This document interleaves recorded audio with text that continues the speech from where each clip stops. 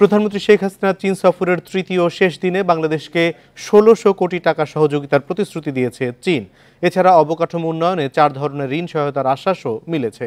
চীনের president Xi Jinping এর সঙ্গে প্রধানমন্ত্রী শেখ হাসিনার বৈঠকের আগে গ্রেট হল অব দ্য পিপলে লাল গালিচা সংবর্ধনা দেওয়া হয় বাংলাদেশের প্রধানমন্ত্রীকে। এখন জন্ম সনদ দিয়ে খোলো বিকাশ স্টুডেন্ট অ্যাকাউন্ট, নিজের বিকাশ নিজে কর। প্রধানমন্ত্রীর চীন সফর নিয়ে আলোচনা করতে আমাদের সঙ্গে যোগ দিচ্ছেন বরিশাল বিশ্ববিদ্যালয়ের সাবেক উপাচার্য অধ্যাপক ডক্টর সাদেকুল আরেফিন, ওয়েল গ্রুপের প্রধান নির্বাহী কর্মকর্তা সৈয়দ নুরুল ইসলাম, এবং তিনি কিছুক্ষণের মধ্যে আমাদের সঙ্গে যোগ দেবেন। এবং চীন থেকে যুক্ত আছেন সহকর্মী তৌহিদ রানা। প্রথমেই যাচ্ছে তৌহিদ রানার কাছে। তৌহিদ রানা, মোট কতগুলি সমঝোতা স্মারক সই হয়েছে, তার মধ্যে উল্লেখযোগ্য কি কি রয়েছে? ধন্যবাদ। আপনি জানেন যে আমি শুরুতেই একটু যদি বলি, মাননীয় প্রধানমন্ত্রী চীনের স্থানীয় সময় রাত 10টায় বেইজিং ত্যাগ করেছেন, ঢাকার উদ্দেশ্যে রওনা দিয়েছেন এবং রাত 1টায় তিনি ঢাকায় অবতরণ করার কথা রয়েছে। এবং তার আগে তিনি কিন্তু আজকে সারাদিনই কর্মব্যস্ত দিন পার করেছেন এবং সকালেই প্রধানমন্ত্রী লি কিয়াং এর সঙ্গে সাক্ষাৎ করেছেন। সেখানে দ্বিপাক্ষিক বিভিন্ন বিষয় নিয়ে কথা হয়েছে এবং 21টি সমঝোতা স্মারক স্বাক্ষর হয়েছে। এর মধ্যে 7টি ঘোষণাপত্র সই হয়েছে এবং 2টি সমঝোতা আগের ছিল, সেটি নবায়ন করা হয়েছে। এবং আপনি যদি জানেন যে ডিজিটাল অর্থনীতিতে বিনিয়োগের ক্ষেত্রে কিন্তু আমাদের বাংলাদেশের পক্ষ থেকে কিন্তু বেশ আগে থেকে কিন্তু চীনকে আহ্বান জানানো হয়েছে এবং আমাদের যে প্রযুক্তিগত যে সহায়তা চীন থেকে চাওয়া হয়েছে সেই জায়গাগুলোতে তারা কিন্তু বিনিয়োগে আগ্রহী এবং সেই বিষয়ে কিন্তু একটি চুক্তি হয়েছে। অবকাঠামো খাতে আমাদের চুক্তি হয়েছে এবং ব্যাংক এবং ইন্স্যুরেন্সের নিয়ন্ত্রণ বিষয়ক যে বাংলাদেশ ব্যাংকের সঙ্গে কিন্তু একটি চুক্তি হয়েছে। এছাড়া ডাক ও টেলিযোগাযোগ মন্ত্রণালয়ের সাথে কিন্তু একটি চুক্তি হয়েছে এবং বাণিজ্য এবং বিনিয়োগ সহায়তা আরো জোরদার করতে এই বিষয়টি আসলে বারবার উঠে এসছে। আমাদের এই প্রধানমন্ত্রীর এই সফরের মধ্য দিয়ে বাণিজ্য এবং বিনিয়োগ বিষয়ে কিন্তু একটি চুক্তি সই হয়েছে এবং চীনের ব্যবসায়ীরাও কিন্তু বাংলাদেশে বিনিয়োগে বেশ আগ্রহ কিন্তু প্রকাশ করেছেন।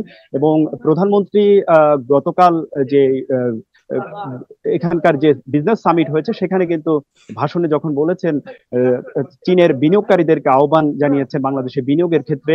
বাংলাদেশে 100টি ইকোনমিক জোন করা হয়েছে, সেখানে বিনিয়োগের আহ্বান জানিয়েছে। বাংলাদেশে অবকাঠামো খাতে বিনিয়োগের যে আহ্বান জানিয়েছেন সেই বিষয়ে কিন্তু চীনের ব্যবসায়ীরাও কিন্তু সাড়া দিয়েছেন। সেখানে তারা বক্তব্য বলেছেন যে তাদের বাংলাদেশের যে একটি বিনিয়োগের যে একটি উপযুক্ত জায়গা প্রধানমন্ত্রী যেমনটা উল্লেখ করেছিলেন, ঠিক সেভাবে তারা কিন্তু আশ্বস্ত হয়েছেন চীনের বিনিয়োগকারীরা বাংলাদেশে বিনিয়োগের ক্ষেত্রে। আপনার কাছে আরো একবার আসবো আমি, তার আগে এখন যাচ্ছি বরিশাল বিশ্ববিদ্যালয়ের সাবেক উপাচার্য ডক্টর সাদেকুল আরেফিনের কাছে। অধ্যাপক ডক্টর সাদেকুল আরেফিন, তিস্তা ইস্যুতে চীনের কাছ থেকে একটু কম পাওয়া গেল কি?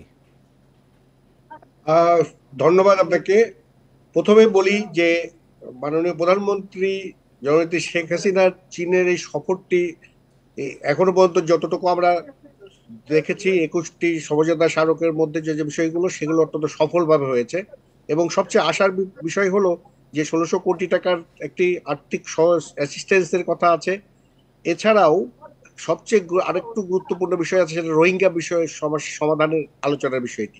আপনি যে প্রশ্নটি করেছেন তিস্তার বিষয়টি, আমাদের খেয়াল রাখার কথা, এই মাননীয় প্রধানমন্ত্রী শেখ হাসিনার চীন সফরের আগে চীনের যে রাষ্ট্রদূত তিনি একটা সাংবাদিকদের বলেছিলেন যে এই তিস্তার বিষয়টি সম্পূর্ণ বাংলাদেশ এবং ভারতের নিজস্ব ব্যাপার, সেটি তারা বাংলাদেশ সেটা যেভাবে তারা ভাববে সেইটা তারা সেভাবে করতে পারবে। এই যে চীনের রাষ্ট্রদূতের এই কথাটির মধ্যে দিয়ে বোঝা যায় যে চীনের মনোভাবটা কি তিস্তার বিষয়টা নিয়ে। এটা তো বাস্তব যে আমাদের প্রতিবেশী দেশের ভারতের সাথে তিস্তার বিষয়টির যে ডিসপুটটা রয়েছে, যে বিষয়টি রয়েছে, সেটা আসলে সবচেয়ে গুরুত্বপূর্ণ। সেখানে চীন বিষয়টি আগ্রহ দেখিয়েছিল, সেই আগ্রহের বিষয়টির ক্ষেত্রেও চীনের মনোভাবটি পরিষ্কার করে তিনি রাষ্ট্রদূত বলে দিয়েছেন। সেই জন্য এটার চেয়েও আমি সবচেয়ে যে গুরুত্ব দিতে চাই সেটা হলো রোহিঙ্গা ইস্যুটার যদি সমস্যার সমাধানের ব্যাপারে চীন যেভাবে আশ্বাস দিয়েছেন, এইটিকে দিয়ে যদি আগানো যায় তাহলে আমি মনে করব যে এবারকার মাননীয় প্রধানমন্ত্রী শেখ হাসিনার চীন সফরটা সত্যিকার অর্থে সার্থক এবং সফল হবে। তবে খুব আশার বিষয় হলো যে 21টি সমঝোতা স্মারকের মধ্যে 7টি উন্নয়ন প্রকল্পের বিষয় আছে। সেখানে এই যে ডিজিটাল ইকোনমির বিষয়টি আসছে, আঞ্চলিক পর্যায়ের উন্নয়নের বিষয়টি আসছে, যেমন রাজশাহী ওয়াসার ওয়াটার ট্রিটমেন্ট প্ল্যান্টের বিষয়টি। তারপরে এগ্রিকালচার ক্ষেত্রে একটা আসছে চীনের শ্যানডং বিশ্ববিদ্যালয়ের সাথে গাজীপুরের বঙ্গবন্ধু শেখ মুজিবুর রহমান বিশ্ববিদ্যালয়ের একটা সমঝোতা চুক্তি হয়েছে, এবং বাংলাদেশ ব্যাংকের সাথে এবং নিউজ এজেন্সির সাথেও চুক্তিগুলো, যে সমঝোতাগুলো হয়েছে। এই যে এই সমঝোতাগুলোর মধ্যে দিয়ে যেটা বোঝা যায় যে চীনের সাথে বাংলাদেশের যে উন্নয়ন সম্পর্কের একটি বড় দিক অগ্রগতি হচ্ছে। এই জায়গাগুলোর থেকে আমি মনে করি যে তিস্তার বিষয়টি আপনি স্পেসিফিক ভাবে আনলেও তিস্তার বিষয়টি একান্তই বাংলাদেশের বিষয় এবং প্রতিবেশী ভারতের সাথে স্যার, এই আপনার বিষয়। বক্তব্য পরিষ্কার। আপনার কাছে আমি আবারও আসবো। আমাদের সঙ্গে যুক্ত হয়েছেন ওয়েল গ্রুপের প্রধান নির্বাহী কর্মকর্তা সৈয়দ নুরুল ইসলাম। আপনাকে স্বাগত জানাচ্ছি সৈয়দ নুরুল ইসলাম। বাণিজ্য ক্ষেত্রে কতটা প্রাপ্তি এলো প্রধানমন্ত্রী শেখ হাসিনার চীন সফরে? আসলে প্রাপ্তি কতটুক এসছে সেটা তো আসলে এখনো ধারণা করার উপায় নেই, কারণ মাত্র উনি মিটিং শেষ করেছেন। আমার সাথে ঘন্টা 3 আগেও কথা হয়েছে ওনাদের সফর সঙ্গীদের সাথে। আসলে একটা কনক্লুড করার মতো কোনো কিছু বলার মতো তথ্য আমার নেই। আমি পারসেপশন নিয়ে যেটা বলতে পারি সেটা হচ্ছে চায়না হতে পারে আমাদের জন্য একটি বড় বাণিজ্যিক পার্টনার, কারণ China is a growing economy, second largest economy in the world, এবং দেন দে আর গ্রোয়িং, এবং জিও পলিটিক্সের কারণে আমার কাছে মনে হয় আমরা ইউরোপ আমেরিকার পেছনে যেভাবে গত 30 বছর ছুটেছি, তার থেকে অল্প সময়ে আমরা যদি চায়নাকে কনসেন্ট্রেট করতে পারি পলিটিক্যালি এবং ইকোনমিক্যালি, আমাদের জন্য আসলে এটা বড় ধরনের সুবিধা। কারণ চায়না প্রায় 100টার উপর পণ্যের উপর আমাদেরকে বাণিজ্য সুবিধা ছাড় শুল্ক মুক্ত সুবিধা দিয়েছে, কিন্তু আমরা সেটা অ্যাচিভ করতে পারিনি। অ্যাচিভ করতে না পারার কারণ হলো নতুন একটা মার্কেট, আমাদের অর্থোডক্স মার্কেট হচ্ছে আমেরিকা, ইউরোপ, জাপান আমাদের সামনে কিছুটা দ্বার ওপেন করেছে, কিন্তু চায়নার সাথে আমাদের পুরো মার্কেটটাই কিন্তু বলতে গেলে এখানে আমরা এটা ইনোভেট করিনি। এবারে সফরের মাধ্যমে সেটা হয়তো এই দ্বারটা উন্মোচিত হবে। আমরা ভালো কিছু আশা করছি অবশ্যই এই সফরের মাধ্যমে, কারণ বিজনেস ডেলিগেশনের সাথে যারা গেছেন তারা মোরাললেস সবাই আমার বন্ধু বান্ধব।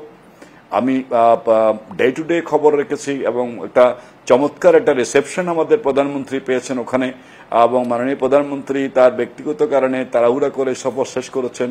ওনাদের প্রধানমন্ত্রীর সাথে মিটিং হয়েছে, ওনাদের রাষ্ট্রপতির সাথে মিটিং হয়েছেন, সরকারি যতগুলো মিটিং ছিল সবগুলোকে উনি অ্যাটেন্ড করে আজকে রাত্রে ব্যাক করছেন। সো আমার কাছে মনে হয় যেন China will be the next destination. এখানে অবশ্যই আমাদের পলিটিক্যাল কমিটমেন্ট থাকতে হবে, এবং আমাদের মাননীয় প্রধানমন্ত্রী চায়না সফরের মাধ্যমে যেই সূত্রপাতটা করে আসছেন সেটাকে অ্যাচিভ করার জন্য, এনকেজ করার জন্য আমাদের প্রাইভেট সেক্টরকে কাজ করতে হবে। সৈয়দ নুরুল ইসলাম, আপনি আমাদের সঙ্গে আছেন। আমাদের সহকর্মী তৌহিদ রানা রয়েছেন বেইজিং এ। তার কাছে সবশেষ একটু জানতে চাই যে মাত্র 1 বিলিয়ন ইউএন ঋণ পাওয়ার কথা আমরা যেটি পররাষ্ট্রমন্ত্রী আমাদের জানালেন, মাত্র 1 বিলিয়ন ইউএন কেন? এটি বাংলা টাকায় হিসেব করলে 1600 কোটি টাকা। আমাদের তো প্রত্যাশা ছিল আর একটু বেশি। ঠিকই আছে, আমাদের তো চীন বাণিজ্যিক ভাবে এবং হচ্ছে আমাদের দ্বিপাক্ষিক সম্পর্ক কিন্তু দীর্ঘদিনের। এটি সেই জায়গা থেকে যদি চিন্তা করি বাংলাদেশের আসলে প্রত্যাশাটা আরো বেশি ছিল, তো সেই ক্ষেত্রে সেই প্রত্যাশা হয়তো পূরণ হয়নি। কিন্তু এই যে ঋণ পাওয়ার যে বিষয়টি, ঋণটি সেটি তারা যে যে টাকা যে ঋণের আশ্বাসটা দিয়েছে সেটা থেকে হয়তো এটি শুভযাত্রা হয়তো বলা যেতে পারে। এখানে আমি বিভিন্ন ব্যবসায়ীদের সঙ্গে কথা বলেছি যারা এখানে এসেছেন, তারা বলছেন এটির মাধ্যমে হয়তো বাংলাদেশের যে সম্পর্কের যে ভিত্তিটা যে রচিত হয়েছে সেটি হয়তো আগামীতে বাংলাদেশের যে ঋণ পাওয়ার বা সহায়তা এবং বিনিয়োগ বৃদ্ধির যে প্রত্যাশার জায়গাটি সেটি হয়তো আরো বৃদ্ধি পাবে এমনটা পরিষ্কার। আমি আরেকবার যেতে চাই বরিশাল বিশ্ববিদ্যালয়ের সাবেক উপাচার্য ডক্টর সাদিকুল আরেফিন স্যারের কাছে। ডক্টর সাদিকুল আরেফিন, বাংলাদেশ ভারত সম্পর্ক এবং ঢাকা বেইজিং সম্পর্কে কোনো প্রভাব ফেলছে বলে মনে করেন কিনা? দেখুন, বাংলাদেশের পররাষ্ট্রনীতিতে আছে সকলের সাথে বন্ধুত্ব, কারোর সাথে বৈরিতা নয়। সেই জায়গাটা থেকে আঞ্চলিক ক্ষেত্রে বাংলাদেশ যে অবস্থানে আছে সেই অবস্থান থেকে বাংলাদেশের পররাষ্ট্রনীতির লক্ষ্যগুলো কিন্তু সুন্দরভাবে তারা চলে আসছেন। আমি এইটাকে বলবো, চীনের সাথে হোক, ভারতের সাথে হোক বা অন্য ইয়েতে হোক, তারপরেও আঞ্চলিক জায়গাটা থেকে একটা সমান্তরাল পররাষ্ট্রনীতি নিয়ে অগ্রসর হচ্ছেন মাননীয় প্রধানমন্ত্রী সহ এই বর্তমান সরকার। সেই জায়গাটায় ভারতের সাথে বাংলাদেশের স্বার্থ সংশ্লিষ্ট বিষয় সহ ভারতের স্বার্থ সংশ্লিষ্ট বিষয় সহ এক ধরনের উদ্যোগ বা এক ধরনের সমঝোতা থাকবে। পাশাপাশি চীনের সাথেও চীনের স্বার্থ সংশ্লিষ্ট এবং বাংলাদেশের স্বার্থ সংশ্লিষ্ট বিষয়গুলো নিয়ে এক ধরনের উদ্যোগ থাকবে, যেটি আমরা ইতিপূর্বে ভারত সফরে মাননীয় প্রধানমন্ত্রীর সাথে ভারতের প্রধানমন্ত্রীর যে সমঝোতা চুক্তি বা ইত্যাদি বিষয়গুলো দেখেছি। ঠিক আজকেও আমরা ঠিক কিন্তু সেরকমই মাননীয় প্রধানমন্ত্রী শেখ হাসিনা এবং চীনের প্রধানমন্ত্রীর সাথে যে আলোচনাগুলো এবং যে সমঝোতাগুলো সেগুলোতে দেখেছি। সেই জায়গাটা থেকে আমি বলবো যে বাংলাদেশের পররাষ্ট্র নীতিতে একটি সমান্তরাল ভাবে এগোচ্ছে, সেটা ভারতের সাথে এবং চীনের সাথে। সেই জায়গা থেকে কারোর সাথে কোনোটাতে কোনো প্রভাব পড়বে বলে আমি মনে করি না। আমি যেটা দেখছি, বরং চীন বাংলাদেশের যে ক্ষেত্রে যে ধরনের যে আশ্বাসগুলো দিয়েছে, যেমন কিছুক্ষণ আগে বললেন যে $1 বিলিয়ন 1600 কোটি টাকার কথা, এটা কিন্তু একটা সফট লোন বা বিনা সুদে লোন বা সামান্য সুদে লোনের উপরে দিচ্ছে, এটা কিন্তু শেষ নয়, এটা একটা শুরু হচ্ছে। এই জায়গাটায় বাংলাদেশের প্রত্যাশা ছিল আরো বেশি, হয়তো পরবর্তীতে সেই প্রত্যাশাগুলোর কিছু অংশ পূরণ হতে পারে। যে জিনিসটা গুরুত্বপূর্ণ সেটা হলো এই যে সমঝোতা স্মারকগুলো হলো এবং তার মধ্যে দিয়ে যে যথাযথ বাস্তবায়নের যে উদ্যোগগুলো নেওয়া হচ্ছে, এই উদ্যোগগুলোর মধ্যে দিয়ে কিন্তু বাংলাদেশের সাথে চীনের যে উন্নয়নমূলক সম্পর্কের মধ্যে দিয়ে একটা পররাষ্ট্র নীতির আলোকে একটা ভালো সম্পর্ক তৈরি হবে। পাশাপাশি ভারতের সাথেও যে কিন্তু এই দীর্ঘদিনের একটা পররাষ্ট্র নীতির আলোকে বিভিন্ন সম্পর্ক রয়ে গেছে। সেই জন্য আমি বলবো বাংলাদেশের এখনকার যে পররাষ্ট্র নীতির আলোকে যে উদ্যোগগুলো হচ্ছে, সেই উদ্যোগগুলো চীনের সাথে এবং ভারতের সাথে একটা সমান্তরাল পররাষ্ট্র নীতির উদ্যোগের মধ্যে দিয়ে এগিয়ে যাচ্ছে বাংলাদেশ। এটি অত্যন্ত আশাব্যঞ্জক বলে আমি মনে করি। অর্থাৎ কূটনৈতিক ভারসাম্যে কোনো সমস্যা নেই বলে আপনি মনে করছেন? এটি হলো বাংলাদেশ বাইলেটারালি এক একটা দেশের সাথে তাদের সম্পর্ক স্থাপন করবে বাংলাদেশের স্বার্থকে অক্ষুণ্ণ রেখে। পাশাপাশি যে দেশের সাথে তার কূটনৈতিক সম্পর্ক তৈরি হবে সেটা সেই দেশও তাদের স্বার্থ অক্ষুণ্ণ রাখবে। সেদিক থেকে চীনের সাথে বাংলাদেশের পারস্পরিক স্বার্থ অক্ষুণ্ণ রেখে বরং চীনের যে সহযোগিতাগুলো বাংলাদেশের ক্ষেত্রে আছে, সেই জায়গাটা থেকে মনে হয় যে একটা ভালো সম্পর্কের দিকে এগোচ্ছে। ঠিক তেমনি ভাবে ভারতের সাথেও কিন্তু ঠিক একই পররাষ্ট্রনীতির আলোকেই কিন্তু বাংলাদেশ এগিয়ে যাচ্ছে। ডক্টর সাদিকুল আরিফিন, আপনাকে অনেক ধন্যবাদ।